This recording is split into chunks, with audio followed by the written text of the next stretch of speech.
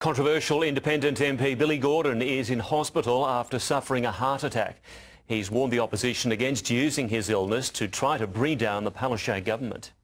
Billy Gordon's vote ensures the survival of the minority Palaszczuk government. Now he's had a close call himself, hospitalised over the weekend after a mild heart attack. He spoke to Robbie Catter from bed. And he sounded pretty chirpy.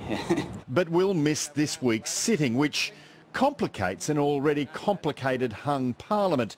If the LNP and Catter party team up, they can defeat Labor's legislation. It's business as usual for the government. But they could also try to topple the Palaszczuk administration with a successful no confidence motion, a move Mr Gordon dismissed in a statement. Such a callous initiative would be lacking any empathy and would never get my support. You don't take advantage of a situation like this. It would be completely wrong. We're not here to be spoilers in Parliament. Some of Lawrence Springborg's team are out to spoil his leadership. Frontbencher Tim Mander's lieutenants led the charge.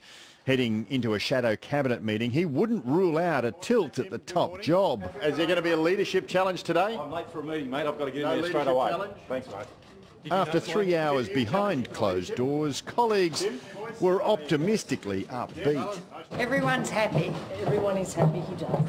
Particularly Mr Springborg, who escaped an ambush, described by old hands as amateur hour. Is your leadership safe? I believe so.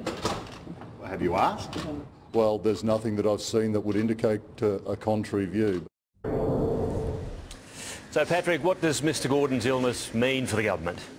Well, a senior minister quipped to me just a short time ago that no one in Labor better get sick over the next few days, and that really does highlight the problems of the hung parliament. The Palaszczuk government can effectively be held to ransom by the Catter Australian Party, just as they were last week with the controversial locker laws, to make demands and get concessions in exchange for their vote. And I think that will be reflected in the legislation we see debated this week. There won't be anything even remotely controversial. The government will want to get in and get out without leaving any skin in the chamber.